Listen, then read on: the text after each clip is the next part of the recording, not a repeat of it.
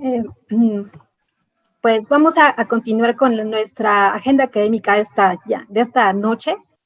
Y en la siguiente presentación hemos invitado a un experto para abordar el tema del uso de inhibidores de integrasa, interacciones farmacológicas y envejecimiento. Le agradecemos mucho al doctor Charles Flexner el haber aceptado estar con nosotros el día de hoy. El doctor Flexner estudió medicina en la Universidad Johns Hopkins con especialidad en medicina interna. Es profesor de medicina en la División de Farmacología Clínica y Enfermedades Infecciosas, profesor de Farmacología y Ciencias Moleculares y profesor de Salud Internacional en la Escuela de Salud Pública de la Universidad Bloomberg de Johns Hopkins.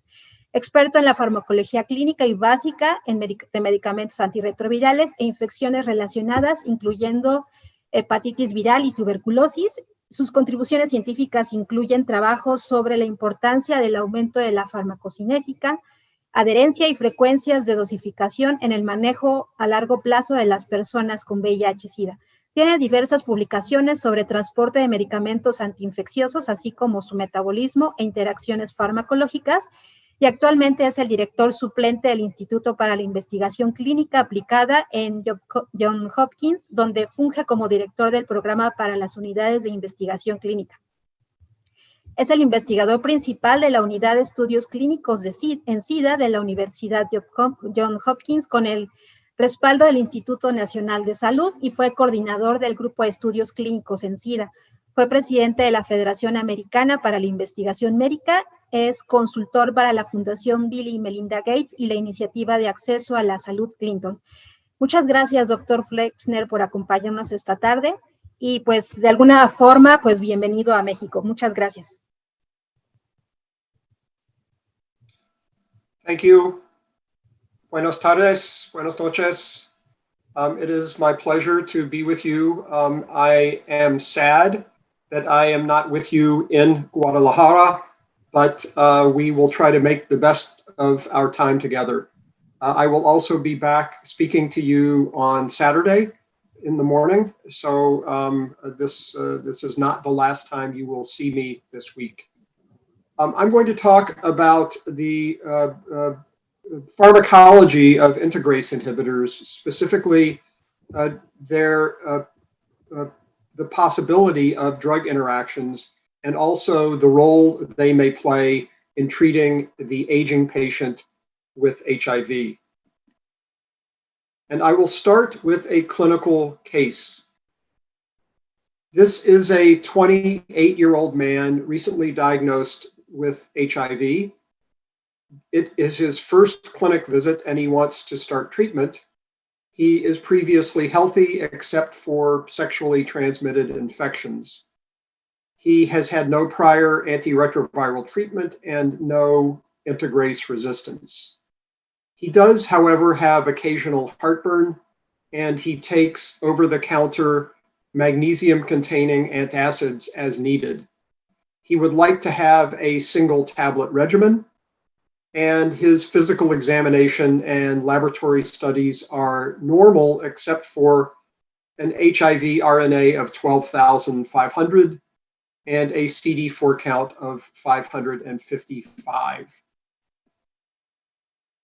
You decide to start this patient on co-formulated dolutegravir, lamivudine, and abacavir. So let's think about possible concerns with that regimen in this patient. Specifically, how would you manage this patient's heartburn or gastroesophageal reflux? Would you continue his magnesium-containing antacids? Would you separate those antacids from his antiretrovirals by at least 2 hours? Would you discontinue the antacids and switch to a proton pump inhibitor? Would you switch to calcium-containing antacids? Or would you discontinue his acid-reducing therapy altogether and see if he can reduce his heartburn without pharmacologic intervention? For example, reducing fat intake, eating smaller meals, etc.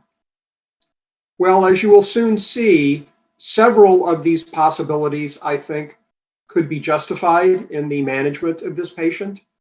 And let's think about why you might need to pursue one of these options. First of all, one of the few clinically significant drug-drug interactions with integrase inhibitors is chelation with divalent cations administered orally. Here is a figure published in 2011 showing the reduction in dolutegravir concentrations if taken at the same time as a magnesium-containing antacid, or if taken with the antacid when the antacid is given 2 hours after the dolutegravir.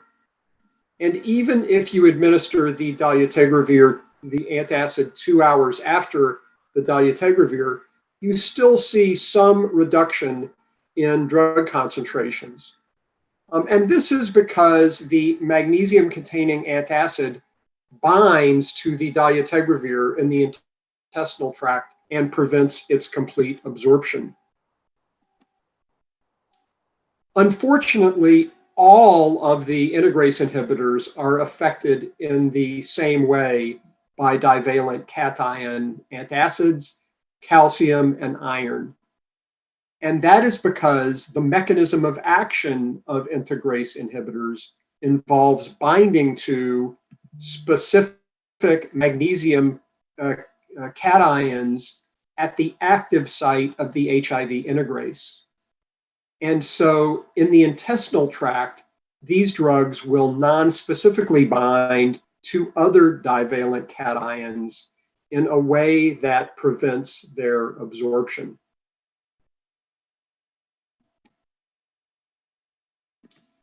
This is a table showing the possibility of drug interactions with all of the approved integrase inhibitors, focusing on the possibility of absorption interactions involving divalent cations. None of these drugs are significant perpetrators of drug-drug interactions. That is, the drugs themselves don't cause effects on other agents. The exception to that is that elvitegravir is given with cobicistat, and cobicistat, like ritonavir, is a significant inhibitor of cytochrome P453A4. Dolutegravir and bictegravir are inhibitors of a drug transport protein called OCT2 that affects the transport of metformin. And dolutegravir and bictegravir, as we'll see shortly, can increase metformin concentrations in patients with diabetes. But all of these drugs are affected by divalent cations, and therefore there is a recommendation to separate the administration of antacids containing aluminum or magnesium from administration of the integrase inhibitor by giving them 6 hours before or 2 hours after.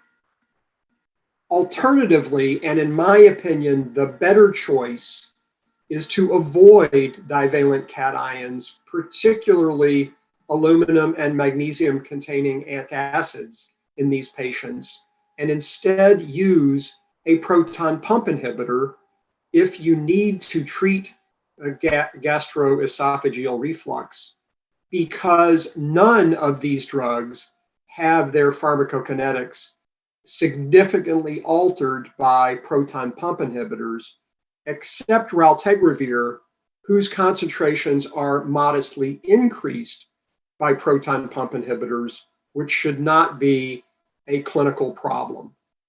And so my recommendation is to use proton pump inhibitors with these drugs, not divalent cation containing antacids. Iron and calcium, it turns out, have their binding effects modulated if given at the same time as food. And so if a patient needs oral iron or calcium supplements, they can take those at the same time as their integrase inhibitor if given with a meal. So let's move to our second drug interaction case with an integrase inhibitor, and this is a somewhat different scenario. This is a 37-year-old male immigrant from Somalia who presents to the emergency room with a 5-week history of fevers, productive cough, night sweats, and a 5-kilogram unintentional weight loss. He is not being followed regularly for medical care, but he is found to have untreated HIV infection with an RNA of 56,000 and a CD4 count of 143. He also has a modest reduction in hemoglobin and an elevation of alkaline phosphatase. You order a chest X-ray and a CT scan because of his background and his fever and cough. And what you find are changes consistent with cavitary tuberculosis. You make the diagnosis of acute pulmonary tuberculosis in a patient with previously undiagnosed and untreated HIV infection.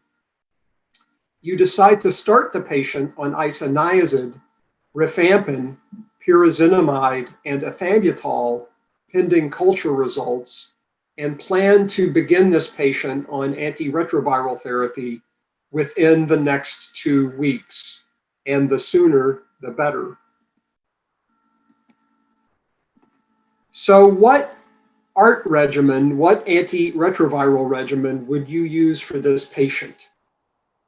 And there are a variety of choices here, including either dolutegravir given twice a day at 50 milligrams, dolutegravir given a double dose once a day, bictegravir given at the standard dose twice per day, bictegravir 100 milligrams twice per day, raltegravir standard dose 400 milligrams twice per day, raltegravir double dose 800 milligrams twice per day, or an efavirenz-containing regimen.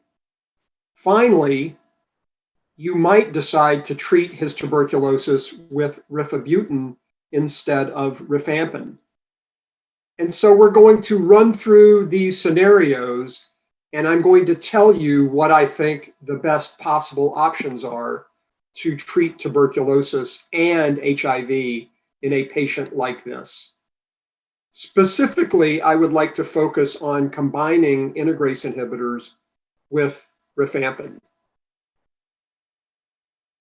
Here are data from a study that Kelly Dooley and I published in 2013, in which we took healthy volunteers and gave them dolutegravir at the standard dose of 50 milligrams once a day, or at a double dose of 50 milligrams twice a day, or at the double dose of dolutegravir plus the standard dose of rifampin, 600 milligrams once per day.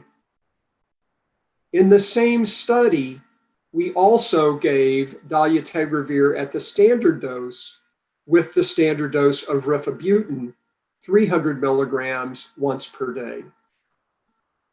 What you can see is that the twice daily dolutegravir produced trough concentrations at the end of a 24-hour dosing period that were identical to that seen with the once-a-day dolutegravir if you combined the twice-a-day dolutegravir with rifampin.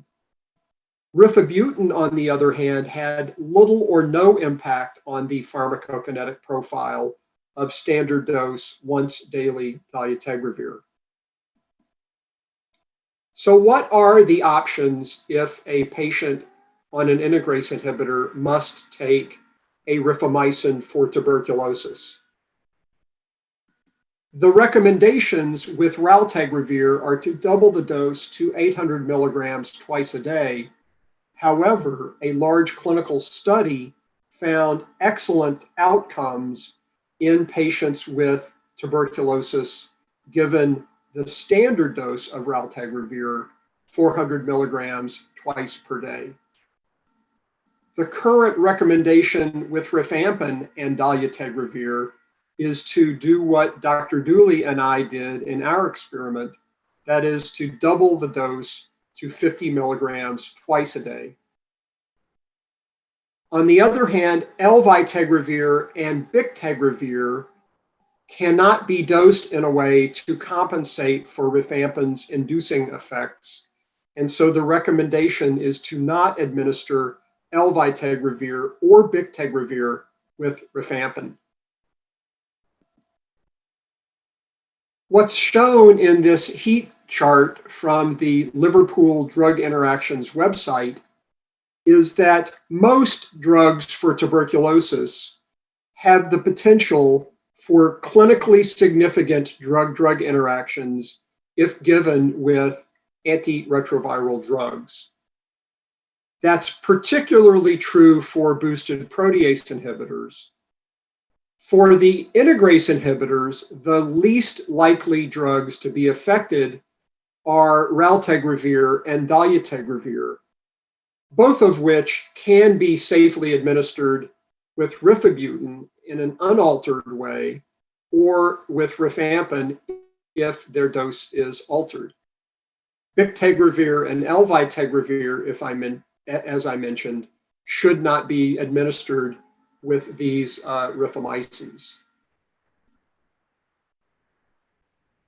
And this is based on data from the Inspiring study, which showed similar outcomes in patients who received the 50 milligrams twice a day dose with rifampin-based tuberculosis therapy. The pharmacokinetics of dolutegravir administered once daily with rifampin still show a significant reduction in the dolutegravir trough, and therefore that option is not recommended. So the double dose of dolutegravir should be given twice a day, not once a day. This is just to show the data that bictegravir given twice per day still does not overcome the induction effects of rifampin, unlike dolutegravir. There is a small interaction between tenofovir alafenamide, TAF, and rifampin, but that reduction does not appear to affect the intracellular diphosphate, and so those two drugs can be safely administered. In addition, we feel comfortable giving efavirenz at the standard dose in combination with rifampin, but of course, efavirenz is falling out of favor as an antiretroviral treatment regimen because of its neurological side effects. What about rifabutin?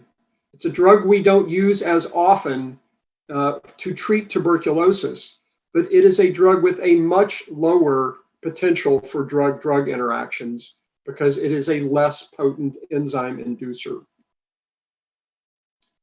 In fact, raltegravir and dolutegravir can be safely co-administered with rifabutin without dose adjustment. And if rifabutin is available to treat your patient with tuberculosis, it may be a very good treatment option. Finally, I want to mention drug transporter-mediated interactions, specifically the interaction I referred to before, which is the interaction with metformin.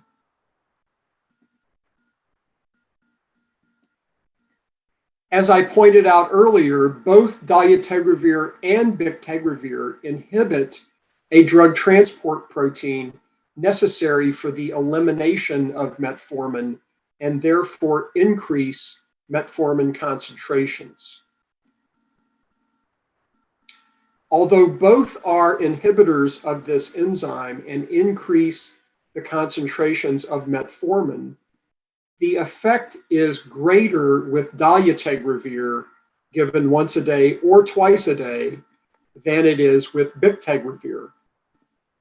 Regardless, bictegravir still increases the metformin concentrations by about 40% as compared to 80% with dolutegravir. It's important to point out, however, that the complication of metformin we worry about here, that is lactic acidosis, is actually quite rare. And it appears to be related more to underlying renal insufficiency and high doses of metformin than it is to this magnitude of increase when metformin is given at lower standard doses.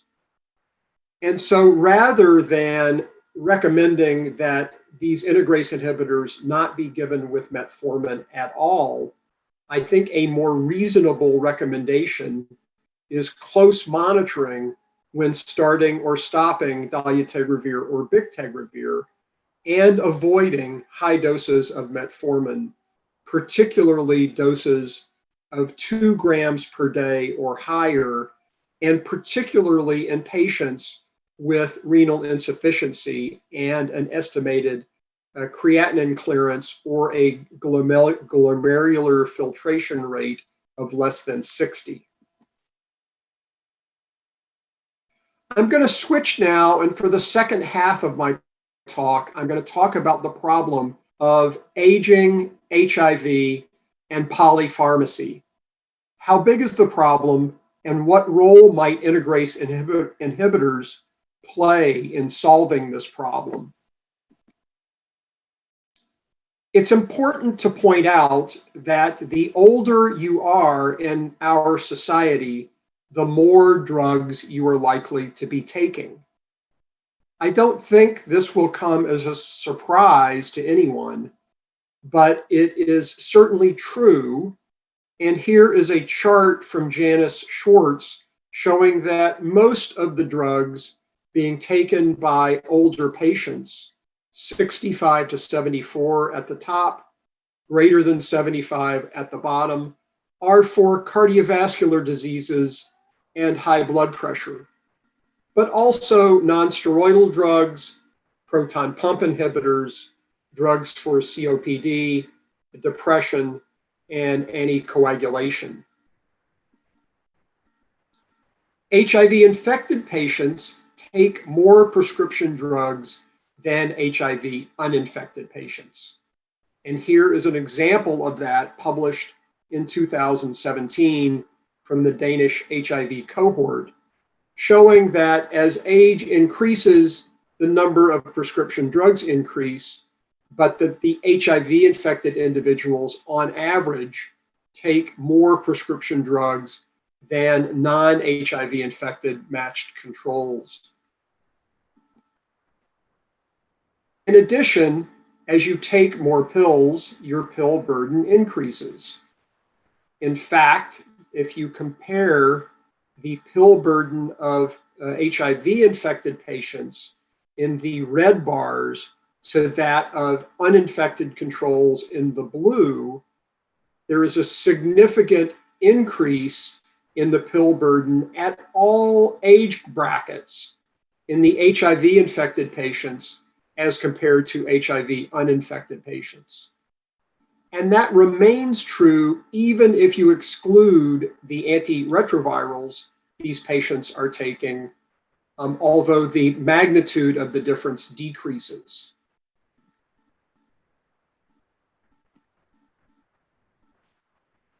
In addition to taking more pills, which increases the chance of non-adherence, polypharmacy increases the risk of drug-drug interactions that may cause significant adverse effects of the drugs involved. This is a review of medical records at the HIV clinic in Toronto from Sharon Walmsley's group, showing the number of significant drug interactions involving cardiovascular, antidepressant, gastrointestinal, narcotic, or hormonal drugs. And the important point here is that the number and rate of adverse drug interactions of potential clinical consequence are significantly higher in the patients over the age of 50 than in patients under the age of 50. In fact, nearly twice the rate of potentially clinically significant drug-drug interactions.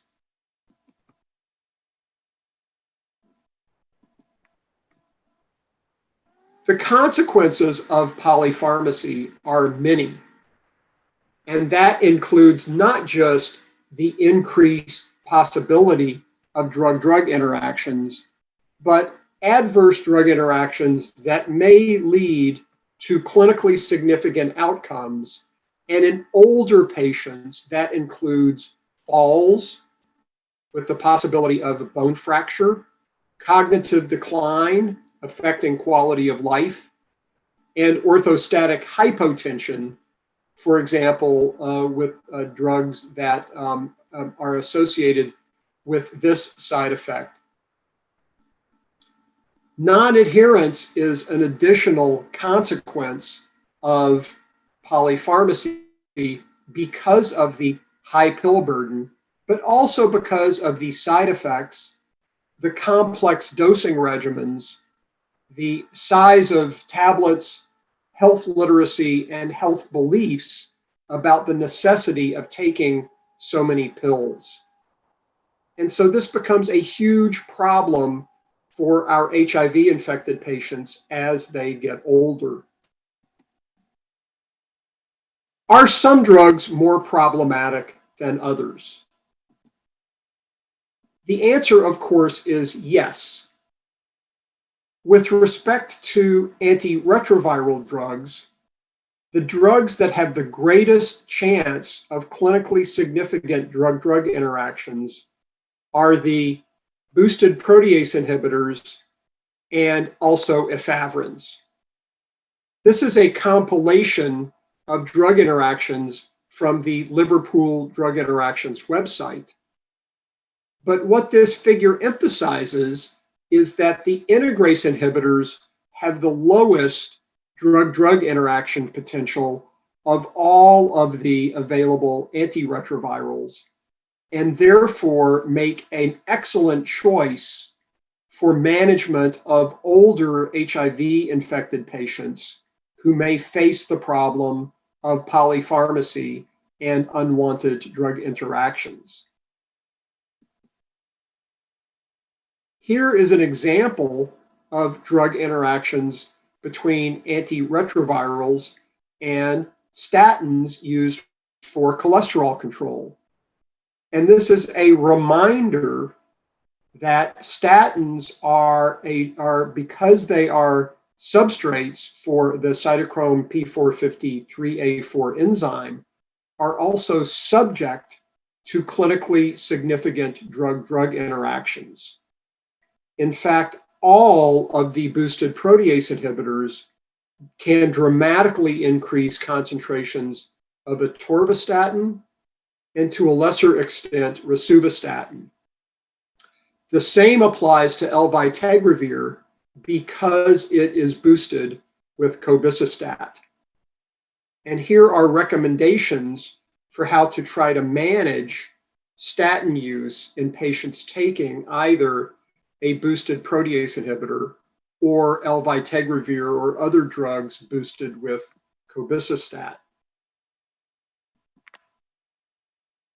On the other hand, the integrase inhibitors do not interact with statins. And so one can use both the integrase inhibitor and the statin at the dose recommended for that particular patient. And so once again, integrase inhibitors represent an excellent choice for managing patients, particularly older patients, who need to take a statin for control of cholesterol and prevention of cardiovascular disease. In this review, published in 2011, in fact, the main concern here was suboptimal dosing of the statin due to concern of a drug interaction. But that concern should not exist if the patient is being treated with an integrase inhibitor. Another group of drugs we don't tend to think about as having clinically significant drug interactions, but we should, are drugs used recreationally or in the chemsex setting. And so here is a list of agents that may be used in the recreational drug setting and their potential for drug interactions with either ritonavir or cobicistat containing regimens or integrase inhibitor containing regimens. Once again, the best choice for a patient who may use recreational drugs would be integrase inhibitors because of their very low potential for clinically significant drug interactions.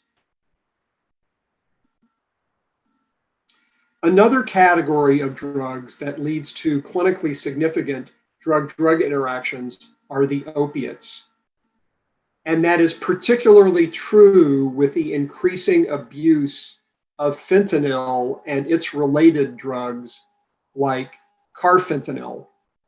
These are exceedingly potent drugs, and any agent that can increase their concentrations can increase the patient's risk of developing a clinically significant drug interaction that could lead to death.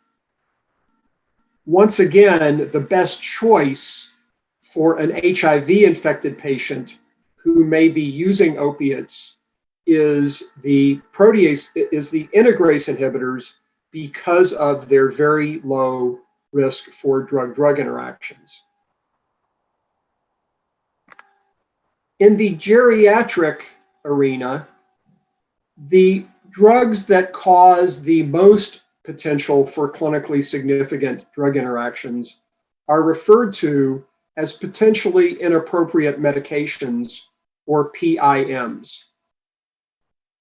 In this one study from San Francisco in individuals over the age of 60, the HIV positive patients were much more likely to receive potentially inappropriate drugs than the uninfected controls. 52% in the HIV positive patients versus 29% in the uninfected controls. And one of the biggest offenders as a potentially inappropriate medication are drugs with anticholinergic side effects. And so for drugs with an anticholinergic risk score of greater than 3, 17% of the HIV positive patients were taking anticholinergic drugs versus only 4% of uninfected controls.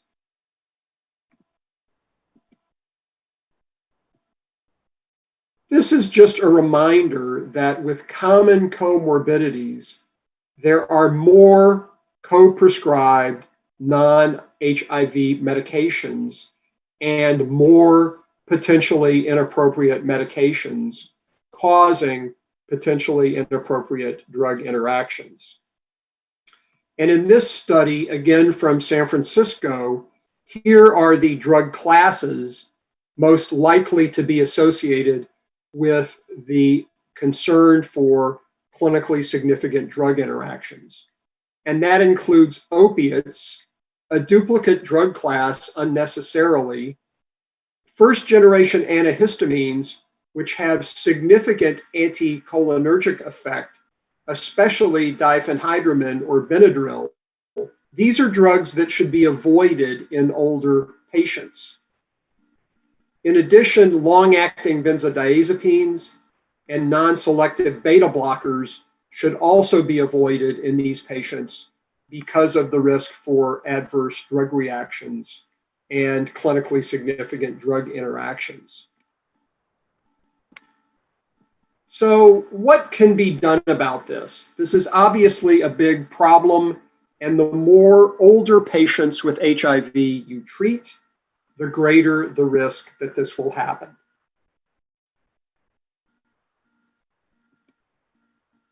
Well, the most important intervention is to limit polypharmacy. And that includes, first and foremost, understanding every medication your patient is taking, including over-the-counter drugs. You should update the patient's medication at every medical visit, review each prescription, determine whether or not it is absolutely necessary, discontinue unnecessary drugs, but also discontinue drugs that may be causing side effects. It's always important to simplify the patient's dosing regimen, ensure appropriate dosing of medications, ensure that duration of treatment is appropriate, and discontinue drugs that are no longer necessary. You should check for drug-drug interactions either on your own using a drug-drug interaction program or working with your pharmacist. And most importantly, check for inappropriate drug use in the elderly. The geriatricians apply Beers criteria or stop-start criteria to make sure that every drug in the patient's regimen is appropriate. But you can do the same thing by using these simple steps and also avoiding drugs with anticholinergic side effects. This is a list of drugs most likely to be involved in critical drug-drug interactions. And specifically, these are drugs with narrow therapeutic indices. That includes anticoagulant drugs and antiplatelet drugs, but also anti-epileptic drugs, drugs for arrhythmias, and so forth. And so you should always pay attention to whether or not your patients are taking a drug on this list and be very careful about the possibility of adverse drug interactions if these drugs are necessary. As I said before, drugs with anticholinergic side effects are the worst offenders in the elderly. And here are three such drugs: amitriptyline, diphenhydramine or Benadryl, and talteridine, all of which should be avoided in the elderly if at all possible. We like to use Benadryl as a sleeping aid in hospitalized patients, and it may be appropriate for younger patients, but it is usually not appropriate for older patients. This is a summary of the many steps one can take to manage polypharmacy and improve outcomes. And it is important to prioritize medications according to risk and benefit within the context of an individual patient's care goals, their current level of functioning, their life expectancy, and patient preferences. Do not be afraid to de-prescribe. That is, to find a prescribed drug that is not necessary and eliminate it or discontinue it. Here's an algorithm that geriatricians use for drug discontinuation, but much of this is really common sense. Eliminating drugs with no clear benefit, only using drugs whose benefits outweigh their harm, and to be very concerned about continuing drugs for disease prevention if they're not necessary, particularly in older patients. Finally, what are some good tools available to help manage drug-drug interactions in the clinic? I highly recommend the HIV Drug Interactions Program from the University of Liverpool. Here is the website for that program, but it is also available as a downloadable app for smartphones or tablets or computer. It is very easy to use, it is authoritative, and it is up to date. In addition to the HIV Drug Interactions Program, there is also a program for drugs for the treatment of viral hepatitis, especially hepatitis C, also easy to use and very up to date. So that is the end of my talk.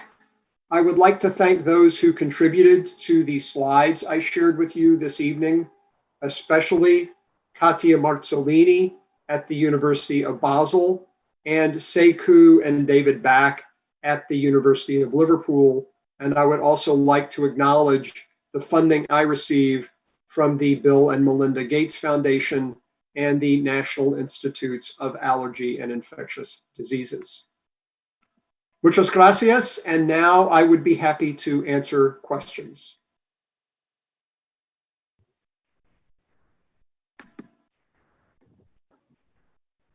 Muchas gracias por su excelente presentación. Y sí hemos tenido algunas preguntas y bueno, tenemos algunos minutos para que nos ayude a responderlas. ¿Qué opinión tiene sobre el uso de dolutegravir con tenofovir a la fenamida de 25 miligramos? I think that dolutegravir can be safely used with tenofovir alafenamide. I think was the question specifically related to using only those two drugs in the antiretroviral regimen? Así es, ya, bueno, es que sobre todo en México tenemos oportunidad de usar sobre todo de 25 miligramos, tenofovir alafenamida de 25 miligramos. Todavía no tenemos suficiente acceso a TAF de 10 miligramos, entonces quisiéramos saber su opinión acerca del uso de estos medicamentos.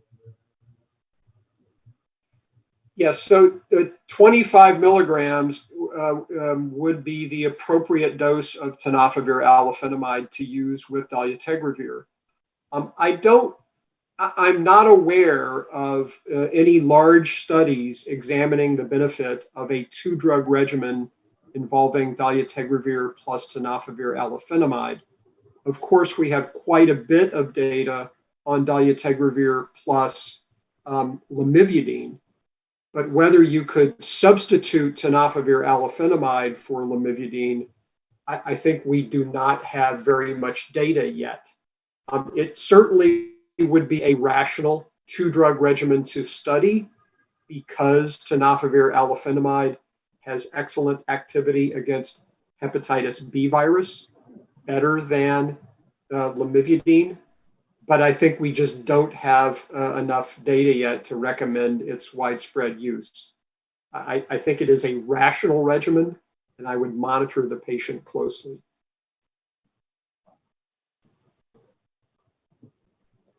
Ok, tenemos otra pregunta. ¿Cree que con el uso de medicamentos antirretrovirales de larga duración se reduzca la polifarmacia, pero incremente el riesgo de interacciones medicamentosas?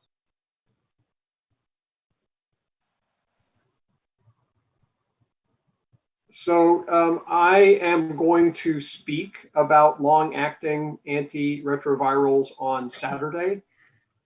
So I will try to save my comments for that talk. I will say that the injectable or implantable long-acting antiretrovirals, they do not have the interaction involving the intestinal tract, which you have with the with any oral medication. However, I think that there are still systemic drug interactions that are possible with the long-acting formulations. And specifically, we have done studies to show that cabotegravir and rilpivirine should not be used with rifampin because it is likely to have the same impact on concentrations of those drugs that would reduce them and increase the risk of drug resistance and treatment failure. Ok, tenemos tiempo de unas preguntas más. Otra pregunta, ¿cuál es su opinión sobre la farmacocinética de los inhibidores de integrasa y la mayor prevalencia de efectos neuropsiquiátricos en pacientes ancianos con VIH? I think this is an area of controversy. There have been studies that suggest that dolutegravir is associated with more neuropsychiatric symptoms, particularly in older subjects, but there have also been studies that have not found that outcome. And so I think this is an area we need to learn more about. I think the problem with observational studies looking at neuropsychiatric outcomes in the elderly is that cognitive decline is very common, and drugs that have neuropsychiatric side effects are also common. And so being able to specifically associate dolutegravir with those effects, especially in older patients, I think it's been difficult to tease that out. This is an area where I think we need to learn more.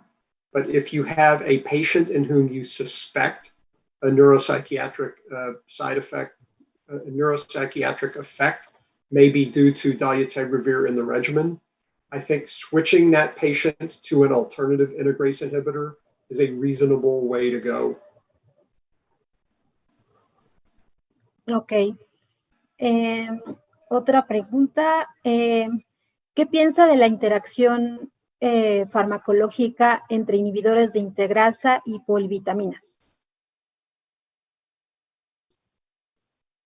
I'm not aware of significant interactions with vitamins. The only issue we discussed today was mineral supplements. And the one that I think has been the best studied is calcium. And so calcium supplements can be given safely with integrase inhibitors in the presence of food, but should not be given with integrase inhibitors without food. That is the current recommendation. Multivitamins, I think, can be safely administered with integrase inhibitors unless the particular preparation has an excessive amount of magnesium. There are multivitamins that have high magnesium content, and you need to be careful that your patient is not taking a large